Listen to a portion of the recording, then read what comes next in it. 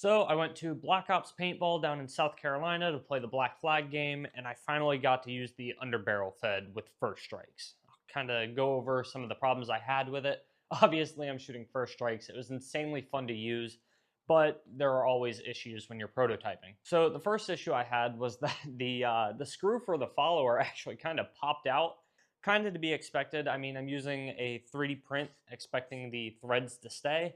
So that issue I saw coming and I didn't bring any spare parts. I'm a genius. The only issue that I had with it feeding was it seemed to lock up weird. Sometimes like the bolt would stick like it's trying to lock back. I don't know if that's an issue per se with the kit or if that's an issue with the Tech Ammo Storm. If it just has issues with first strikes. If someone has one of these and they use it for like normal mag fed, could you let me know? I don't know if that's a me issue or a gun issue. There is a bit of wiggle to the bottom here on the kit, but it's still fed properly. It still worked fine. Um, yeah, I had a bunch of fun with this kit. Now, where to go from here? And my thought is, so I want to build a version 3 that's going to have the follower follow all the way up and up towards the chamber. If I can get rid of the MCS US little ball things that's normally for reloading the magazine, I can get 3 more rounds into here with the same length of handguard. Before I start selling these, I think we're going to have 3 different length kits. So I think we're going to have one that'll go further for longer barrels. If you're sniping and you have a long barrel on it, it's not going to hurt you to have a longer handguard. So why not fit a few extra rounds, 2 or 3 extra. And on the opposite end, if you want to run this for CQB,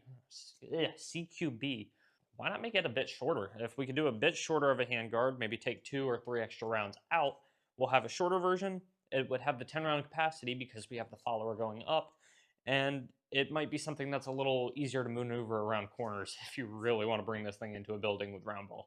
I think kits, hopefully, end of this year, I can start sending out kits for sale.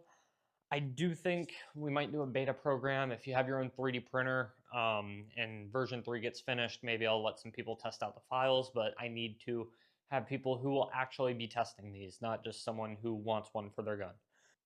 Maybe I'll do you pay to start the beta, and then you'll get like the free upgrades and revisions in the future if you're giving updates on how that one's working.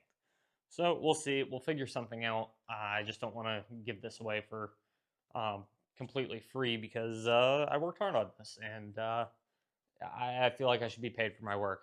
Blasphemy for some people, I know. But yeah, I think that's about it for this video, so keep an eye out for a version 3 update, and I am pretty happy with this thing.